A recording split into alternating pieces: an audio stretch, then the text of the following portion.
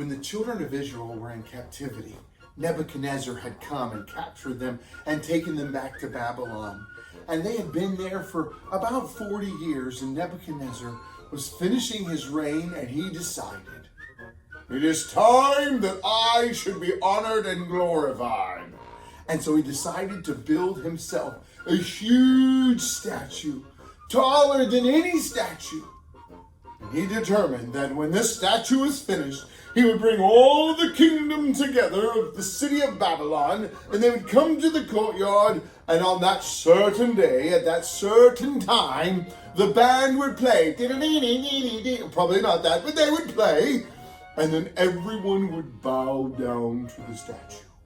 So Nebuchadnezzar gave this to his advisors. On this certain day, at this certain time, when the band plays, everyone will bow down to my statue. What happens if somebody doesn't bow down? If somebody doesn't bow down, Nebuchadnezzar said, he will be thrown into the fiery furnace.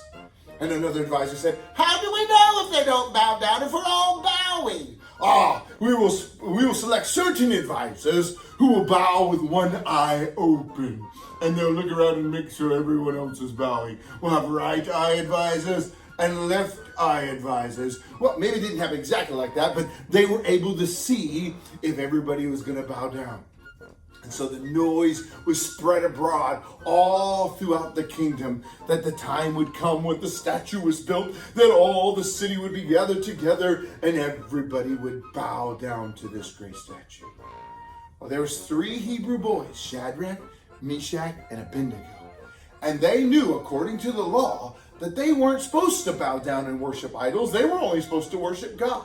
And so they were like, what are we going to do when that certain day comes at that certain time, when the band plays? What are we going to do? And they said, you remember when we were younger? And God proved that he would take care of us? When our friend Daniel said that we should not eat of the king's meat, but we should trust God, and God was there and proved himself to us? We should obey God again. So they determined when that certain day came, and that certain time of that certain day, and the band played, and everybody bowed, that they wouldn't bow down. Well, the statue was finished, this mighty statue made of gold, and everybody in the city was gathered to the courtyard, and there's Nebuchadnezzar on the vestibule balcony overlooking everything, and he said, this is the certain day, and now is the certain time, and everybody's gonna bow down when the band plays. Even the band bows down. Well, it's kind of hard to bow down while you're playing. Okay, everybody but the band and the one-eye advisors will bow down. Now is the time. And so he gave the word, and the band began to play, and everybody bowed down. And there were certain of those one-eye advisors that bowed down with one eye open and looked and said, oh, there are 3 who are not bowing down. So the word went back to the king, and the king said, there must be some misunderstanding. Perhaps they didn't hear. Have them clean out their ears and we'll do it all again. So everybody stood back up. He said, now is a certain time, and this is a certain day, and the band will play, and everybody will bow down, except for the band. Except for the band, everybody will bow down. So the band began to play, and everybody bowed down.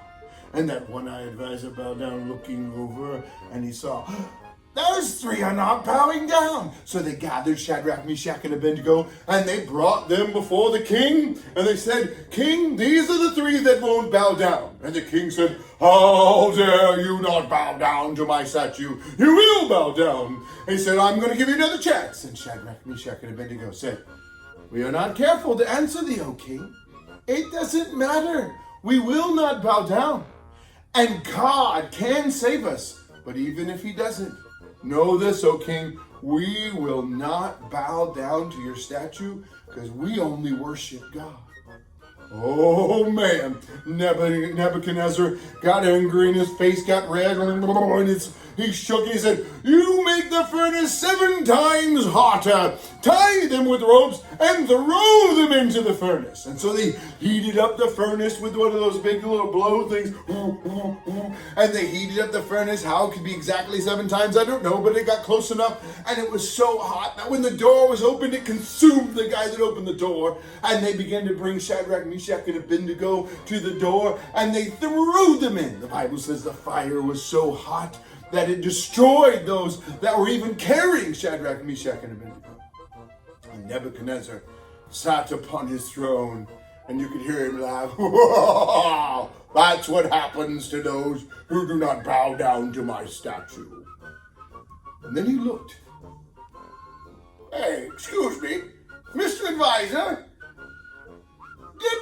how many did we throw into the fire?" The advisor's like, "Oh, let's see, there's 1, and there's 2, there's 3, 5, no, 3, sir." "Well, then how come I see 4 walking around, and one of them looks like the Son of God?" And the advisor is like, 4 walking around? How can anybody walk around in there? And Nebuchadnezzar, "I tell you, they're walking around." And he called into the fiery furnace, "Shadrach, Meshach, Abednego, come out of there." The advisors are looking at King Nebuchadnezzar going, "What do you mean come out of there?" And all of a sudden, out of the door stepped of the furnace Shadrach, Meshach, and Abednego. The ropes had been burned off, but their clothes had not been singed. Even their eyebrows didn't burn off like they did on your dad the last time he tried to cook. And it, you know how it burns off. None of their hair was singed. They didn't even smell like smoke. And everybody's like, "Whoa, King Nebuchadnezzar, how did this happen?" And Shadrach, Meshach, and Abednego told them that God had delivered them. And at that point, even Nebuchadnezzar, the most selfish king who wanted all the praise and worship for himself, said, "We will not worship me, we will worship your God." He sent letters throughout all the kingdom that the God of Shadrach and the God of Meshach and the God of Abednego would be worshipped. You see, God gives us these stories in the Bible to remind us that God is mighty and God is great and God is the one that deserves our worship. And sometimes we can be selfish and we can think life is about us. But these stories remind us that God is greater than any man and God deserves our worship and our praise. So while you're sitting at home trying to figure out what to do, just remember that God is bigger than any circumstance we face, any man, any government, any power, and he deserves our worship. And that was proven because 3 young men said, "We're going to choose to worship God instead of men." And we can do the same thing if we are willing to serve and worship God. I'm thankful we live in a wonderful country where we have freedoms to worship God the way we desire, and nobody threatens to throw us in a fiery furnace. But all the more important in having the freedom that we choose to worship God instead of man. Hey guys, I hope you had a good time listening to the story, praying for you guys. Have a great day.